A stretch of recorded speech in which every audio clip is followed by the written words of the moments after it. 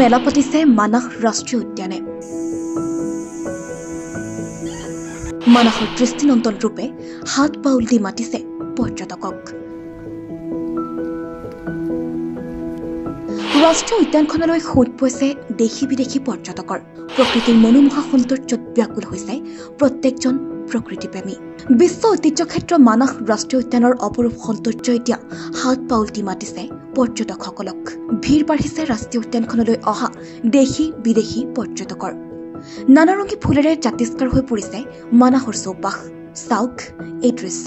মদাৰ কৃষ্ণচূড়া কপৌ ফুলৰ মনোৰম দৃশ্য এতিয়া মনোমুগ্ধ কৰি তুলিছে পৰ্যটকসকলক। উল্লেখ্য যে বাৰিষা আগমনৰ লগে লগে অধিক আকৰ্ষণীয় হৈ উঠে মানাহৰ সৌন্দৰ্য। এই দৃশ্য উপভোগ কৰিবলৈ অগণন দেশী বিদেশী পৰ্যটকৰ ভিৰ পৰিলক্ষিত হৈছে। সমান্তৰালভাৱে মানাহত বৃদ্ধি পাইছে জীৱ জন্তুৰ সংখ্যা। পৰ্যটকসকলে ঢেকীয়াপতীয়া বাঘ, নাহৰফুটুকী বাঘ, বাইচন, মহ আদি ভিন্ন জীৱ জন্তুৰ মুক্ত বিচৰণৰ নান্দনিক দৃশ্য উপভোগ কৰিও আনন্দিত হৈ পৰিছে। আজি মানাহৰ বাঁহবাৰীত এই কথা জানিবলৈ দিয়ে মানাহৰ পৰ্যটন ক্ষেত্ৰৰ সৈতে ওতঃপ্ৰোতভাৱে জড়িত সঞ্জিত দাসে। বৰ্তমানলৈকেও দেশী বিদেশী পৰ্যটক মানাহত আহি আছে আৰু মানাহখন আমাৰ অলৰেডি মানে নটিচ ওলাইছে 4 জুনৰ পৰা মানে বন্ধ হ'ব জীপ চাফাৰী। আৰু ইয়াৰ পিছতো আমি যোৱা বছৰ মানে বন্ধ হোৱাৰ পিছতো বহুত টুৰিষ্ট ইয়াত আহিছিল। বিদেশী টুৰিষ্ট নহ'লেও আমাৰ যিবিলাক আমাৰ লোকেল মানে টুৰিষ্ট সেইবিলাক টুৰিষ্ট মানাহলৈ আহিছিল। আমি আশাবাদী এইবুলিও মানে 4 জুনত যদিও বন্ধ হ'ব মানাহত মানে আমাৰ স্থানীয় যিবিলাক পৰ্যটক তেওঁলোকে আহিব মানাহত। মানাহৰ প্ৰাকৃতিক যিটো সৌন্দৰ্যটোৰ কেনেধৰণে আগমন মানে আহ্বান জনায়?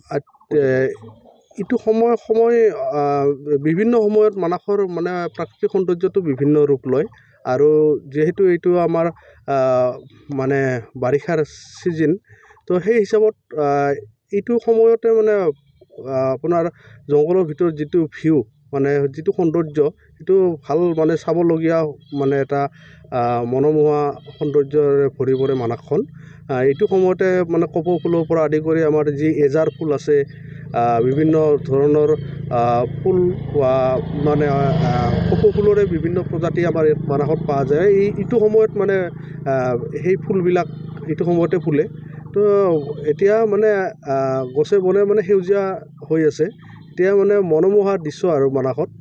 আৰু সেইটো উপভোগ কৰিবই এইটো সময়ত মানে যিহেতু অলপ গৰম পৰিছে যদিও মানে যিবিলাক পৰ্যটক মানে আহিছে তো এই সৌন্দৰ্যটো উপভোগ কৰাৰ কাৰণে আহিছে। আৰু এতিয়ালৈকে মানে আমাৰ মানাহত পৰ্যটক ভৰিয়ে আছে।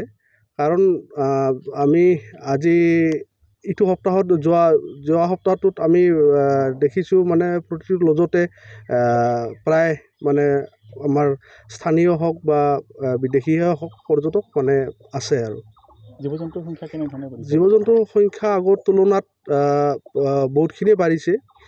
আমাৰ ইয়াত সন্মুখত মানে আমাৰ যিটো বাউণ্ডাৰীৰ ওচৰত আগতে আমি যি বনগৰু বা এইটো আপোনাৰ বাইচন বুলি কয় এইটো মানে দেখা পোৱা নাছিলোঁ। এতিয়া মানে বাইচনৰ পৰা আদি কৰি মহ, আপোনাৰ যিটো লেপাৰ্ড, আপোনাৰ ৰয়েল বেংগল এইবিলাক আপোনাৰ বাউণ্ডাৰীৰ ওচৰতে মানে আহে। আৰু কেইদিনমান আগতে আমাৰ এই ছেকেণ্ড গেটখনৰ পৰা যিখন আমাৰ মানাহৰ ভিতৰত এণ্ট্ৰি হয় মানে টুৰিষ্ট, তো সেই গেটখনৰ সন্মুখৰ পৰাই মানে গৰু এটা মানে বাঘে টানি লৈ গৈছে। তো এইবিলাক দেখিলে গম পোৱা যায় মানে যথেষ্ট সংখ্যক জীৱ জন্তু আগৰ তুলনাত মানাহত বৃদ্ধি পাইছে। The reality.